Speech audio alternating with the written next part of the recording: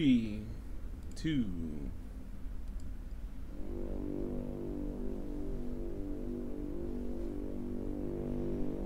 The horror deconstruction. Hey, what's up, everybody? It's the Horror Deconstruction. You can find us at horrordeconstruction.tumblr.com, youtube.com/horrordeconstruction, as well as facebook.com/the Horror Deconstruction with your host Comp and Noroi. And we're here bringing you the 2005 film. Noroi, which rhymes with my name. Really? I didn't pay attention to your name, so I didn't. My name was Douse Noroi. See, I didn't even think. I was like, here comes Danny with another dumb name, and I just like forgot. My names are always relevant to the movie. Is it really? No. Okay, because I know you called yourself Saturday once, and I was like, what the fuck does that have to do with the movie? Maybe we recorded it on a Saturday. Probably. You're really good at making names up at the spot, man. And I realized I was listening to the last, 10 episodes, the beginnings, and I always start with, hey, everybody, what the fuck is that? All right. I don't know. So, The Curse. You're like a teenage girl. Noroi. I just had spotting right now. The Curse, a.k.a. Noroi, is a 2005 J-horror found footage film in the form of a documentary. The movie was directed by Koji Shiraishi and is unusually long and complex for the J-horror genre, being just under 2 hours in length and having a main cast of well over 25 characters. So, my history with this film is I remember seeing it a long time ago, maybe around 2009 or something like that. Yeah, a long time ago. That's 2 years ago. Yeah, that's really long. 2 years? Oh my god. You know, all that stuff that happened September 13th. So I remember watching this film the first time, seeing the trailer was very unsettling. And I'm not really the found footage type of guy, guy who watches that type of film. When did what's that piece of shit that we saw in the theaters? Paranormal Activity? Yeah, when we saw Paranormal Activity, what was that, 2010 maybe? It was when it came out. 2008 or something. Really?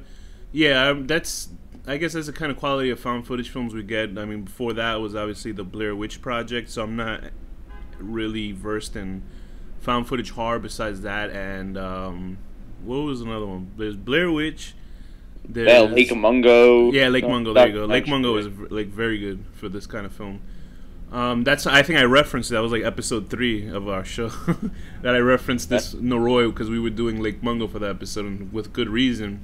Because I honestly myself think that Noroi is probably the #1 Japanese horror film, or maybe just all horror films for me. I like it as far as this kind of thing goes. I like it way better than any others. What? Found footage or Japanese? Found footage. Yeah, I think it's Japanese. It's one of the good ones too. Something about the Evil Dead Trap 2, though. Yeah, that's a good one too. I think what sets Noroi apart is that it's incredibly dense as a storyline. It's not like Lake Mungo. Why I'm not knocking Lake Mungo, because it's just a story about this girl disappearing and it's grieving the family. That's more about I need teepee for my mungo. It's more about the family dealing with the loss, and it kind of goes from there, and is just subtly dealing with a complex mystery or something like that. Very complex. You find out that the friggin' brother is doing it, and then she was porking the neighbors and stuff like that. And Paranormal Activity was just I guess a roller coaster ride that was very boring. And Blair Witch was more really. There are parts that scared me in that movie. Blair Witch? No. Paranormal Activity?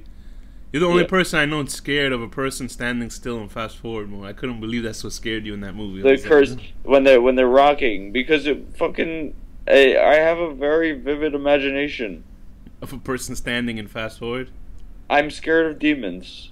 Okay, so I guess you must have been a little bit spooked by this one then, right? Well, it goes. There was a couple parts that did spook me. Yes. So the film, I wouldn't say is super intelligent, but I think it's incredibly smart from all the found footage films I've seen. Yeah, it definitely all comes together. That's the part that's smart about it. Yeah, I mean, if you could tell that the guy gave a shit about making this film, and just since it's a documentary, it's handled really well. I mean, there's parts of it that's too fantastical, you know how Noroi, Lake Mungo, it was kind of like realistic for the point where I was like, wow, is this shit for real? You know what I mean? Every 3 seconds. Yeah. For the first half an hour at least of that movie. Well, this one, you know, you can kind of tell off the bat that it's phony, but they try to make everything feel so legitimate with how Japanese television programs are over there. Yeah, no, seriously, they like nailed it. The game shows and all that shit. They nailed it completely, because if you ever just randomly YouTube Japanese, just have some weird panel of, I guess, celebrities in Japan watching footage of ghosts, but you clearly tell like they're all photoshopped and it's all like bad graphics. But the Japanese hosts are already spooked, and they transport that almost seamlessly into this film. It's like weird because you're like, wow, that's exactly how they would do it on a show. Then again, it's also an Asian film, so I can't tell whether Asians are good actors or bad actors when they're in their native language. But I think everybody's acting is pretty subtle in this film. Yeah, I think they're all pretty good. Yeah. There's only one part where I was like aware that someone was acting. Let me guess. Was it? There's someone crying. Marika? I think it was Marika crying. So even the way the film starts out, if you ever watch the Japanese have these kind of like Chinese horror films, they have this thing called Category 3, which is like the really bad, like hardcore stuff as horror film. Like they don't even put it as normal horror film in Chinese. They'll put it like in Category 3 or Cat 3, which is like, well, they'll show kids getting chopped up in half. Japanese or Chinese? It's Japanese. No, I'm gonna make a comparison. Like, oh, okay. Because then also in Japan they have, or in England, when they have an English horror film, they'll have something called the Nasties, which is a subgenre of film which is really, you know, crude and disgusting. When you poop your pants, the Nasties. And with Japanese, they have all these type of like real life, like people getting chopped up and killed kind of films, and it's handled almost that way since it's giving you this found footage kind of documentary film. And it's all supposed to be footage that's sliced up from this director, Kobayashi, right? Sliced up, yeah. Kobayashi is this kind of gentle-looking fat guy. He's the Michael Moore of Japan. Instead of political stuff, they don't really have political shit going on. They deal with ghosts. So the whole deal is Kobayashi is making a documentary on what? On actually, I guess originally just on ghosts and hauntings and stuff. Mm-hmm. But apparently he opens up a Pandora's box with something way bigger than I guess he expected to. Like he actually found a silver lining. So some woman like was hearing weird baby voices or something, and I guess that was like the first person he interviewed. And he was interviewing a woman named Junko Ishii and her son. Well, that was the neighbor that had the baby noises coming from her house, but didn't have any babies. Right, because I think the lady's complaining about it, and then I guess when they play back the audio, you hear like some weird shit, like children crying. And like for me, when I first saw that, I was like very unsettling. Like there's stuff about this film where it's not jump out to get you kind of horror, just like, you know, it's like creepy. Yeah, it's more about, you know, I guess it has to deal with budget and stuff like that. It's kind of like when I first saw Blair Witch, and that was definitely more had to do with the budget of the film. But there's a sequence in Blair Witch when I saw that in the theater. I remember vividly watching it in like in the Bronx somewhere, and there's a sequence where they're inside their what the hell are those things called when you camp? A tent, right? Tent. A tent. And they hear children crying. Is that what you mean, a tent? Yeah, I was pitching one and watching one, and you hear children crying, like little children crying, and I was like, what the fuck? Like that really spooked the fuck out of me. And I was like, oh no. There were two parts in that film that really spooked the shit out of me because everything else was basically just, I know for you that get sick. Movie like made me nauseous. Yeah, that's what I was about to say. When I saw that sequence with the baby crying, and then when they find the house at the end, and you're like, please just don't go into the house. You know what I mean? Be safe. Don't go into the house. Of course they go. Of course they go to the house. They got to make it interesting. The film. Anyway, but this film starts out off the bat with the weird children crying and a whole bunch of shit. Actually, the film starts out with what is it? The footage of like a festival going on, and somebody yelling and. Well, like the first minute, you mean? Yeah, well, it shows that for the festival of a person wearing a demonic mask. Oh, it comes into that scene. It's actually more a compilation of sequences where you see Kobayashi's house on fire, and then yeah. And then you see footage of a festival where a person with a demon mask is going insane, and it's like you can't like. This is a film I would like to deconstruct and be like. You shouldn't like mess with demons. That's what this movie just reinforces the idea of. And sci-fi movies always reinforce the idea. Let's not create AI. Yeah, that's true. There's a thing about Japanese where I don't necessarily know the whole. If it's very religious, I know it seems kind of religious where you have to like pray for the dead for how many days and then knock on a bell. It's like very superstitious. Sacrifice. What the hell are they sacrificing? Monkey babies? Is that what they do? Sacrifice baby monkeys to a demon? I'm sure that was made up. No, I know, but seriously, Oni Baba. People like deserve the problems if that's the kind of shit they're doing. Maybe they're appeasing a monkey god, you know, King Kong when he got defeated by Godzilla and shit. I think he was like a baby god. But yeah, he was. But there's like a whole bunch of King Kong get defeated? I don't remember. Who? King Kong? Yeah, it was supposedly there was two versions of the film where King Kong punches off Godzilla's head, and then another one where Godzilla. The thing is, Godzilla is so much bigger in real life than King Kong, right? But they were both the same size in that version. Yeah, you can't like scale something like. But that. I heard there was only one real like ending to that film, and like the funniest part is like all of a sudden King Kong got struck by lightning and he had superpowers.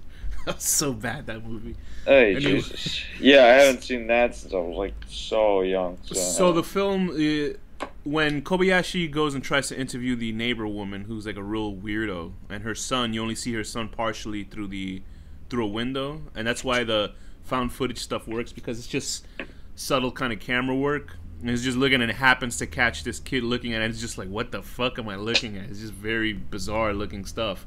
Asian children are horrifying. Yeah, and I wanna like adopt one just so I could like scare people.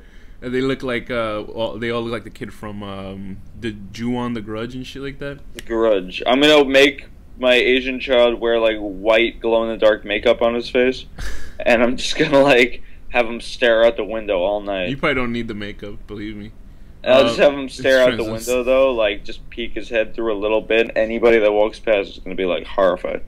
I remember being interested in this one Asian girl in my like way back when I first started this job a long time ago when I was younger, and they were like, wow, and they were like, wow, she looks like The Ring, and I was like, Jesus Christ, I got bad taste in girls or something. Anyway, the woman and the daughter that Kobayashi interviews about hearing the children's sound from the neighbor, who is the creepy woman with her son, they die. Like Kobayashi finds out later that they died by their car swerving off the road and falling off. Was it an embankment or just coming off the highway? And he's like, "Oh shit, there's something else going on."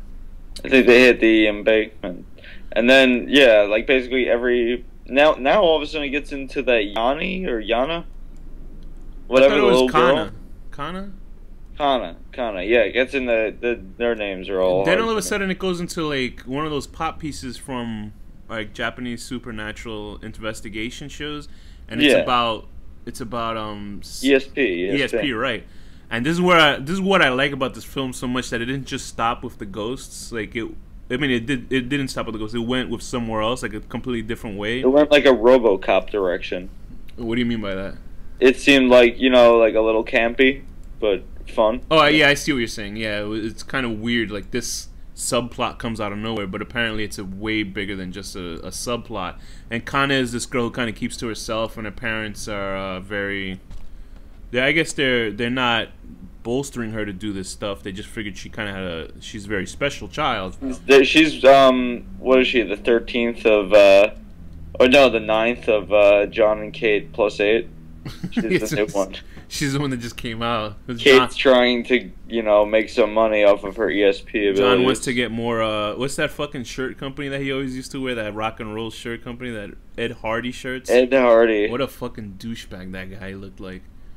Jesus. Anyway, so then from there, because what happens is Kana in the middle of this test happens to create water with a hair in it. And they're like, wow, what is this? They're trying to see what kind of hair it was, but the hair wasn't human. It was like feline hair, right? It was like an animal hair. I think they said it might have been human hair. It might have been human hair, maybe baby hair or something like that, like child hair. And so they're like, that just kind of cuts off from there, and it goes, and you're thinking seemingly this is unconnected. Like, I was thinking when I first saw it, I was like, oh, maybe this is just kind of scenes. Actually, did they ever connect the hair? It does at the end. Really? Yeah, it does. Oh, I didn't catch on to that. Yeah, it's kind of a weird thing. Like, I had to watch it like twice to realize what the hell was going on towards the end of the film. I mean, I understood the ending like perfectly. I just didn't make the connection with the hair. Now I'm curious. When I first saw this film, I thought it was just loosely connected scenes of horror, kind of ghost stuff, not like. But then, like halfway through, it all comes together. It does, because then try to explain it. Then we're introduced to a unused footage of like a paranormal investigation with these two incredibly unfunny comedians called the Ungirls. I tried to Google it and see if they were like really a troupe in Japan, but I guess they're actors. But the thing is, they really laugh at stupid shit like this in Japan. Like, it's just very bad. Oh, it was one of the jokes. This guy says, what's this fucking joke? This guy says there's two guys, right? And they're like the most ugliest guys in history. And one guy says, hi, yeah, one was really ugly. One of them, the one with the long hair, right? The guy says, we're so popular that ants crawl up our legs in the park. And there's like what was that meaning? I don't know. What did that mean? And then there's another guy who says, when I'm a pallbearer, I'm so tall that I have to hold the coffin myself. And I was like, what the fuck kind of joke is that? I didn't even catch that one. Because there's a girl behind them who's Mariko. She's either, what is she, a television personality or a singer or something? She's some kind of actress or something? Yeah, she's some kind of personality. And they pronounce her name so different than it's spelled. Oh, yeah. Who the fuck? I don't know who did the subtitles with this shit. It was like... I can't even say how they pronounce it. I can't even do it. But like it's nothing like the spelling. This is irrelevant to the plot of the movie. I'm just saying. In the footage, like I guess it's one of those things where you clearly, I mean, in the trailer you could see what the fuck happens in this part of in this section of the film. And one thing I'll give them that I won't give them is that not all the special effects are very good in this film, but they serve their purpose, I think. Yeah. And so this girl's out in the woods, and then she has like an attack. She's like a panic attack, and she falls down on the floor. Cuts to, I think, what's going to be Danny's favorite character in the film. It's Mitsuo? The aluminum foil guy? Mitsuhori? Yeah, that guy. Yeah, Hori.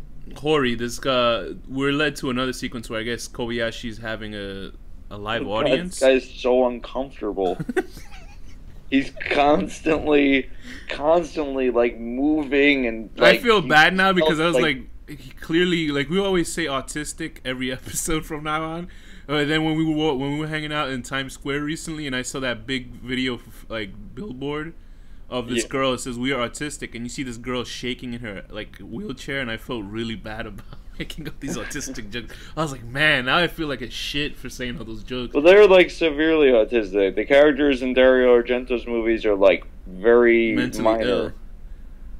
So Kobayashi's interviewing Mariko, and they're just saying, you know, they're trying to find the reason why she had this attack. Was it fake? Was it real? And she said, Mariko's like, oh, I heard a man's voice. And so she's like, all right, bullshit, you know, and we're going to figure out what's going on.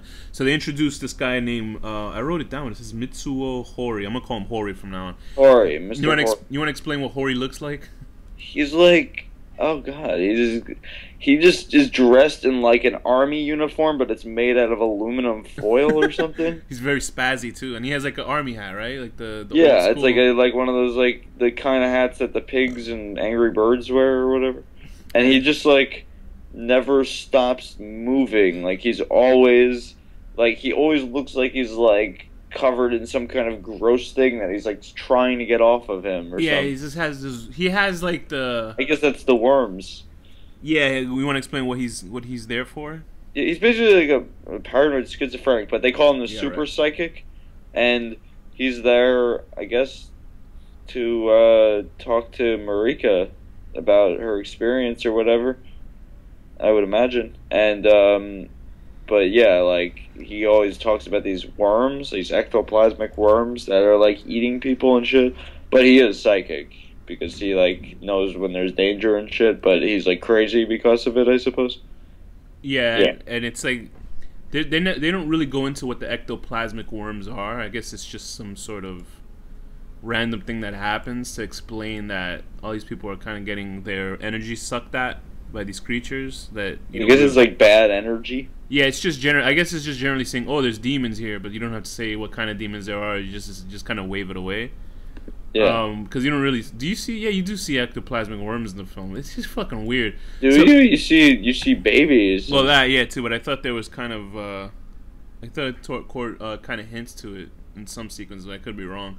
But so anyway, they look back at the footage of when Mariko was with those unfunny comedians, and they slow it down, and they do it perfectly, just like any Japanese horror ghost show, because it slows down incredibly slow, and it zooms her face, and right over her shoulder you see this white figure that has like this kind of strange face.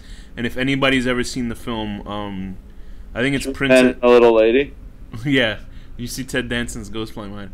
Did you see the demon? Yeah, I saw. No, it was a cutout of Ted Danson. I saw that with my friends. We were watching it. Even though I knew it was a cutout of Ted Danson, we all freaked out when we saw it. It was really bad. And then, because if nobody knows, there's supposedly the film 2 Men and a Baby was haunted by the ghost of a kid who shot himself with a shotgun. And it's very funny because there's a shape of a shotgun near the window. And then also you see the shape of this kid when Ted Danson or whoever walks in front of the window. And it's funny because the director's like, listen, if we knew that we caught a ghost on film, because they knew it was a cardboard, they'd be trying to sell the fucking film to be, look, this is the first movie with a ghost in it. But like, when you watch later on in the film, they're holding a cutout cardboard of Ted Danson. But anybody who still wants to get spooked, you very can check that disappointing. out. Very disappointing. It's not even Woody Harrelson or Fraser or anybody. I wish it was Bill Murray cut out. But so I wish it was a cutout of Mr. Horry. Mr. Horry was awesome with that silver. I wonder if he like walks outside when it's raining and somebody electrocution storm. Can you get like? Is that some sort of? Yeah, can you draw electricity to you? Maybe that's how he keeps his light on. Like he like rubs his feet on a rug for 3 hours. And he has like little tubes with potatoes everywhere around his house that are like connected to the aluminum. He just like powers everything in his room with potatoes and aluminum foil. What? Like a human battery. What do you think about the film in general, though? Like, we're gonna get back into it, but what do you think works and doesn't work in this film? I think it's all really good. It's just a little long, and do you feel that it didn't need to be that long? No, it doesn't need to be 2 hours. What do you think they could have cut out of the film? I mean, I don't know. Like some of the beginning parts where it's like still a little slow moving and shit. Do you think there are characters that they could have completely excised out of the film? There are a lot of characters. There are a lot of characters in the film. They probably could have gone away with Xing out one or two of them. There's like the main what it all leads to is basically, if anybody saw I think it was a Hong Kong film called The Eye, and everything leads to another area. Like it all originates from somewhere else. So in this film, there's an origin of a underwater town. Right, an underwater town that used to practice this festival where they used to. Why was the town cursed? Was there any reason? Because it had to do with children being born and like a lot of what the hell? They aborted a lot of fetuses. Okay, wow. I don't know if that has to do with why the demon came there. That's like the same thing that the American Horror Story dealt with. It's really weird, but yeah, it's like it's dealing with this subplot of these babies, and you're like, what's going on, and how does that connect with Kana? And then there was the other kid from the beginning of the film, the child who was creepily looking out the window. Yana? Jana. Their names are all so hard for me. I don't know. I can't do it. Her name is Kana Yano. Yano. So maybe that's why you're getting the Yano part from. Whatever, but she... they're all it all ties into basically this demon named Kagu Taba. Okay. Who is like this town that used to be a town, but now it's underwater because they built like a canal over it or something. Right. And like all the people there used to just like sacrifice baby monkeys and like wear masks and all this kind of shit. It was crazy. Yo, that shit was sick, y'all. So there's like a whole bunch of shit with like this guy who I forget who the guy was that kept taking pigeons off of his ledge in his apartment and massacring them, because there's a part where like they're inside of a window, they're investigating some apartment, and all these pigeons start smashing into the window in bad special effects, and Marika's upstairs neighbor vanishes and they find her body. Or either they find her body later or they don't. There's a whole bunch of shit in this movie. Marika like everyone sleepwalking dies. and weird shit going on. I think that's the catchphrase it's saying. Everybody dies. I'm reading that right now. Yeah, at the beginning of the film is like everyone's missing. It's pretty true. Yeah, I mean, like it's cast of 25 characters. I think 20 of them die in the film, and they don't make the cameraman a character in the film at all. He's kind of like just a guy there. Like they Half wouldn't. the time, the cameraman is sometimes Kabayashi himself, though. Right, and they bring in the second guy in to kind of. He only speaks more towards the end of the film, and it all like. That guy's really gone around. He was the same camera guy in Quarantine. He's in this. He's in every Michael Moore He turned movie. into a black guy in Quarantine. He was an Asian guy in this one. He was an Asian. Well, no, we never saw him, did we? In Quarantine? No, in this. Yeah, you do. Remember, because it splits into two cameras. Because Kobayashi takes one of the cameras. You know what? He must be a shapeshifter. Asian shapeshifter. He's actually Mystique from X-Men. Did you get sufficiently creeped out by the film or no?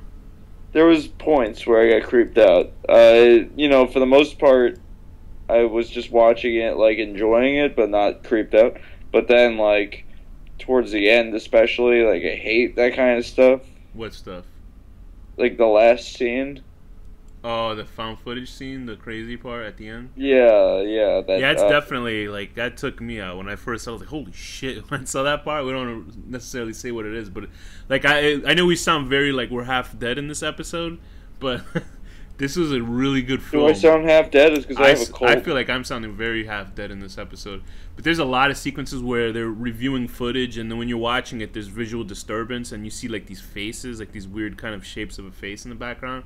Little H.R. Geiger baby. Yeah, what I don't understand is I don't know if that's a traditional ghost in Japanese lore, because there's a film by. It looked like something from Spirited Away. Actually. It is, yeah, it is. No, those creatures are in Spirited Away and Princess Nausicaa, which is like a what's his face Miyazaki film. There's a character that clearly like he shakes his head like a rattle, and he looks like the face that are in this film. Yeah, whether the big eyes and the big mouth. I assume that's a traditional Japanese ghost, like how they drew them in the Edo period or something like that. And but in this one, they're just like menacing. They're like very menacing. While in the Miyazaki movies, they're very nice spirits. It's pretty funny. But they're like what are they, like forest spirits in Spirited Away? Yeah. So I mean, the whole film. I mean, I don't want to put in a nutshell what it is, but it's incredibly unnerving. It's a very unnerving experience, especially if you watch this film at night. I saw it with like when I first saw it, I saw it by myself, and I was like, holy! I had to like come back and forth from watching it. And then when I saw it with a couple of friends, I had to go home late at night, and I was like, Jesus Christ! And I was like, it was really. It's not a thing where it jumps out and spooks you. It's more about like the underlying feeling of, there's a different plane beyond what we're seeing right now, and it's just deciding not to fuck with us. Like that's the feeling that I got watching this film. I also read there's an alternate ending where what does it say here? It says that somebody transforms into their true demonic self. Oh really? I wonder if that's on the DVD or something, or they just decided not to release it. The film ends with a statement of saying that Kobayashi is still missing. So what happens is we don't know whether Kobayashi sent the tapes or not, or he died, because it's not expressly stated. Although at the end of the film, it's sort of hinted towards something that happens. But I mean, it doesn't hint. It pretty much says it. That he dies at the end. No, like the explanation for why this is all happening. Is that what you're talking about? No, I meant for Kobayashi surviving the whole deal. Oh, okay. So I mean, it's left up in the air. So I mean, it's not really a spoiler, because it starts out with saying these people are missing. In the alternate ending, it's suggesting that he's the one that sent out the tapes, all edited, which would make sense, because then he's like, he'll come out from hell and be like, I didn't want it edited that way. I wanted to shut out and shit like that. But other than that, I mean, he had to be alive. They didn't show him die. Well, that scene at the end was very, very traumatic for anybody, I would think, at the end of the film. Yeah, but he's a strong guy. He's like the Michael Moore of Japan. He'll be fine. Like the Michael Moore from Team America and shit like that. He's like, he made Sicko, he made this. He could be okay. But another thing, why I like this director is that he has about two other found footage films that he's made, Koji Shiraishi, and they're actually very good. Like, I wanted to do a found footage month, but then I realized how many bad found footage movies there are, so I don't want to do them. Yeah, don't torture. I don't, but he's done about well, actually, I could think of a few that are pretty he good. made two. Let me see. He Fourth made Kind is pretty good. Which one? Fourth Kind. Oh yeah, I would watch that. That's good. He did this one film that like I was really excited to watch called Occult, and I think we will see that one day because the soundtrack is the soundtrack is amazing for that film. It's fucking crazy. It's just unsettling, like audio tones and shit like that. And it deals with this incident that happens at a shrine somewhere or at a bridge, and how it affects these people.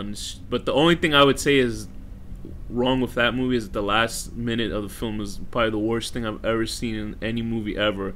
Like, it built up a tone, and then it's like it became video games, like cartoon shit, and I couldn't believe how awful it was. It was so fucking bad. I can't explain how bad. I don't watch it if the ending is horrible. No, the whole movie is good up to the last frame of the film. I'm saying the movie is great. Oh, like but the last frame undoes Paranormal Activity. They have yeah, that, like, it undoes the movie. That's what, because you're watching it, you're like, holy. What's with these movies that feel the need that the last shot has to be if they would have cut off the last shot of that film, I can't wait till we review that movie, because I know I want to imagine. I just got to hear what you get to say about it, because I maybe it might be different from what I say.